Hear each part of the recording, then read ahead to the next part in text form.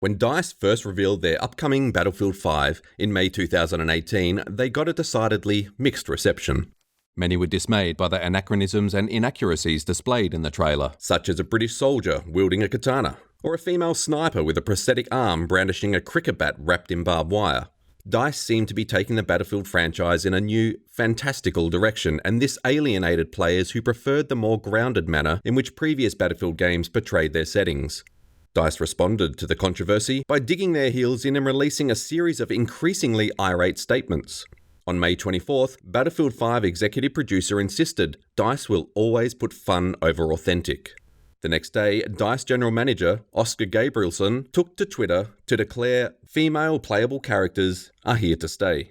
On June 12th, EA's chief creative officer, Patrick Soderlund, gave disgruntled detractors a clear choice: either accept it or don't buy the game.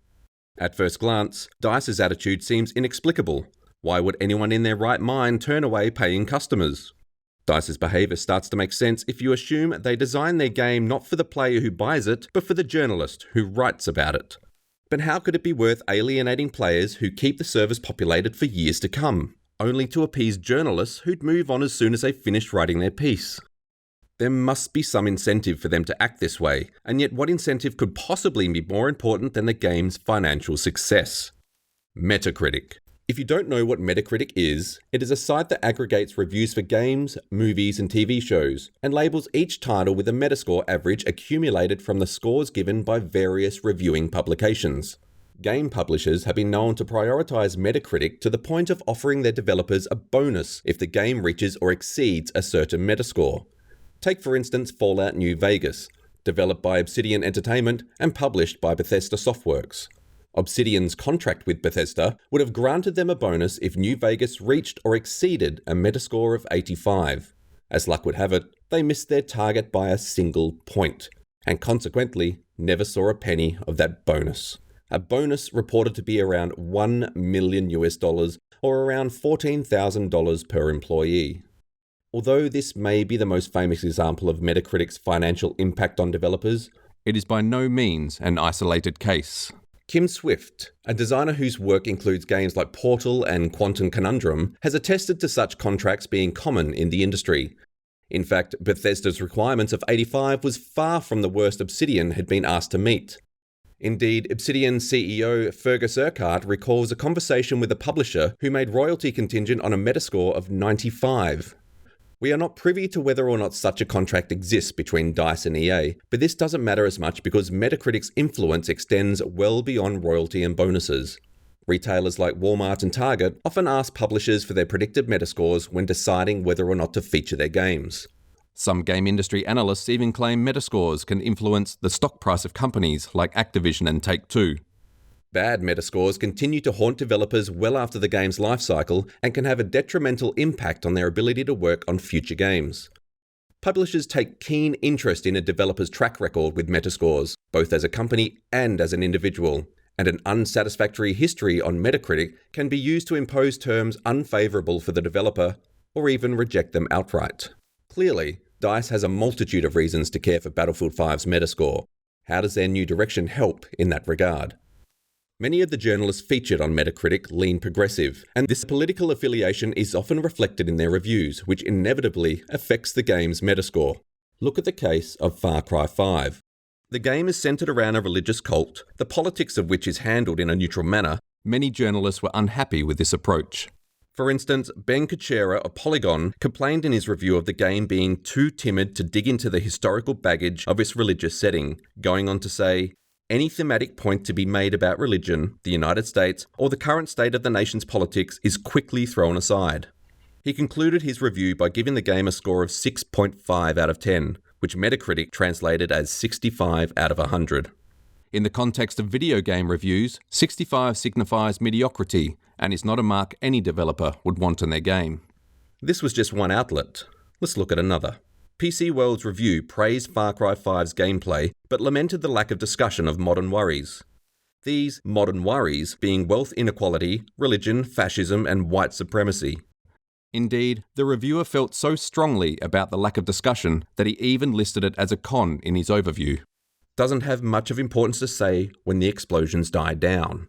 He concluded his review with the verdict: Far Cry 5 offers a fun, vivid take on rural Americana, but doesn't dig into the questions its setting raises, and gave the game a score of 3.5 out of 5, which doesn't seem too bad until it's converted into a Metascore of 70, which carries that nasty yellow stain denoting a mixed review. Individually, these reviews count for little but their own readership. Collectively, though, they coalesce into a Metascore that forms an indelible mark the game can never recover from. 2 down, let's look at a third review to complete our hat trick. Digitally Downloaded's review of Far Cry 5 opens with a 2-paragraph diatribe against the United States government's latest elect, white nationalism and Republicans appealing to disenfranchise Middle America, and blames the game's trailer for inviting comparisons by featuring violent patriotism and open displays of religious extremism enacted by white people. The reviewer then goes on to lament about Ubisoft denying any comparisons between its game and the growing hurricane of right-wing extremism, and makes 3 comparisons to Wolfenstein, praising Wolfenstein's Nazi-bashing rhetoric as a bold, even brave decision. Given all the Wolfenstein references, it is rather odd that the outlet hasn't reviewed the latest Wolfenstein, the new Colossus. But more on that later. The writer concludes the review by implying the game would be more interesting if it embraced parallels with current events. Much like PC World, Digitally Downloaded score the game 3.5 out of 5. So let's rewind a bit and take a closer look at that Wolfenstein comparison. Wolfenstein II, the new Colossus, launched a few months prior to Far Cry 5, and as Digitally Downloaded noted, it was the polar opposite of Far Cry 5 when it came to its approach to politics. This is a white man's world now. White man's got to keep it Christian.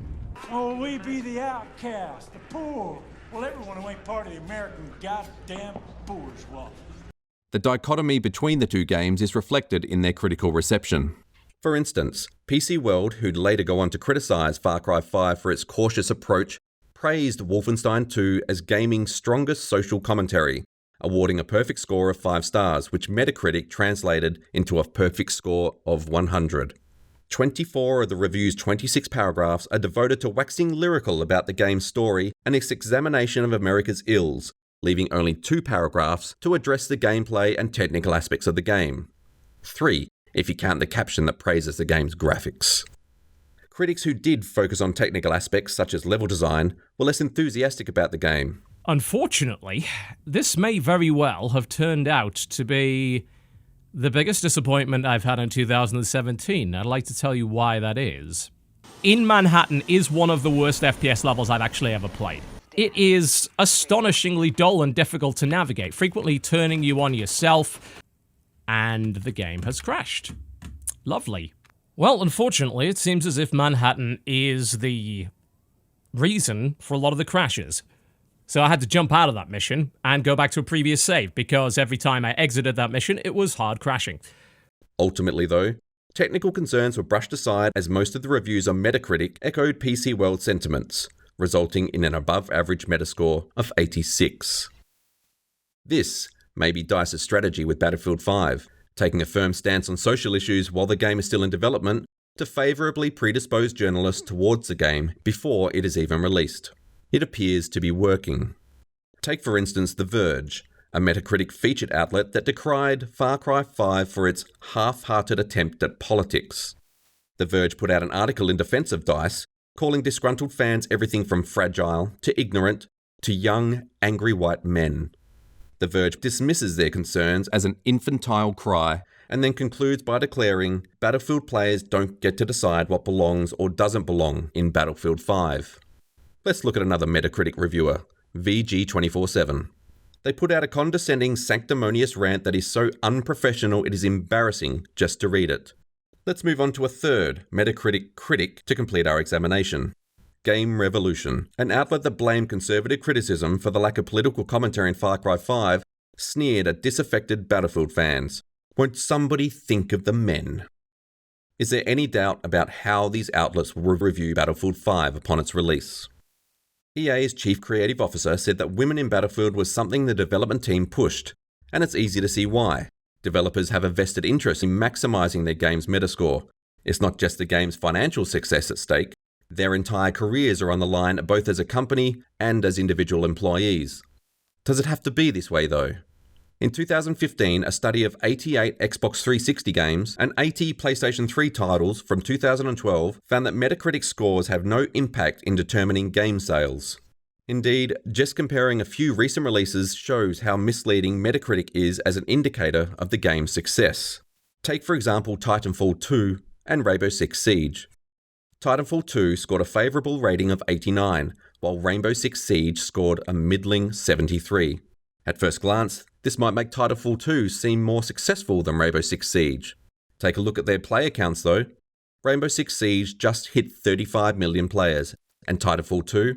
Well, just take a look. What makes it even more remarkable is that Titanfall 2 was released nearly a year after Rainbow Six Siege. To be fair, the reason for Siege's success is its consistent post-launch support, but Metacritic does not account for that. In fact, it's deliberately designed to ignore it. As its co-founder Mark Doyle put it, Metacritic scores really are that snapshot in time when a game is released. Why would developers improve their existing games when it would have no effect on their Metacritic record? Is Metacritic really the metric publishers ought to be holding developers up to? Leave your thoughts in the comments section below. Did you find this video informative? Please share it to spread the word.